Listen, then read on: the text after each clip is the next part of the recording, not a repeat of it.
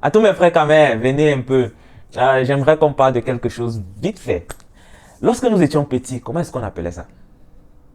Je sais, pour ceux qui maîtrisent bien le français, vous direz gribouillage. Mais en tant que Camerounais, comment est-ce qu'on appelait ça quand on était petit? Bichakala, n'est-ce pas? Alors, si je vous disais que normalement, c'est pas Bichakala, mais c'est plutôt Bisakara. C'est plutôt Bisakara en petit. Bisakara qui veut dire une écriture illisible, une écriture indéchiffrable. C'est quoi le Bisakara et comment est-ce qu'il a été créé? Alors, le Bisakara, c'est une écriture beti qui a été inventée par nos ancêtres beti il y a de cela plus de 200 ans. Et comment est-ce que le Bisakara a donc été créé? En fait, comme vous le savez bien, pendant de longues années dans plusieurs cultures africaines, surtout dans celles des peuples de la forêt, nos ancêtres communiquaient à base de tam-tam.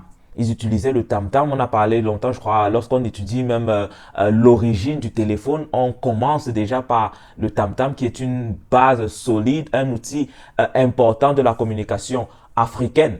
Donc, à l'époque, nos ancêtres communiquaient à base de tam-tam.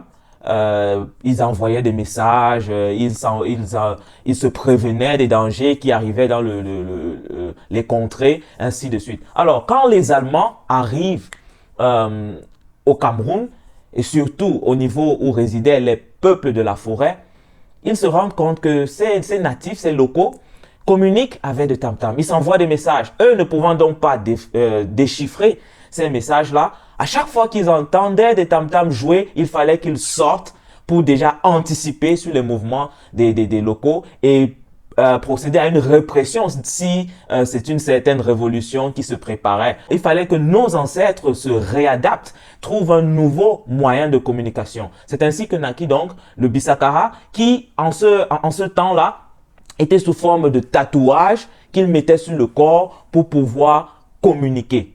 C'est donc au fil du temps que le mot Bisakara, qui veut dire langage indéchiffrable, s'est métamorphosé et a donné le Bichakala qu'on connaît aujourd'hui. Malheureusement, beaucoup d'entre nous ne connaissons pas l'origine, ou du moins ne connaissaient pas, puisque vous le savez maintenant, ne connaissaient pas l'origine de Bichakala qu'on prononçait juste pour parler de gribouillage comme ça en s'amusant, alors que c'est un mot qui est profondément ancré dans la culture beti en particulier et camerounaise en général. C'était là le sujet du jour.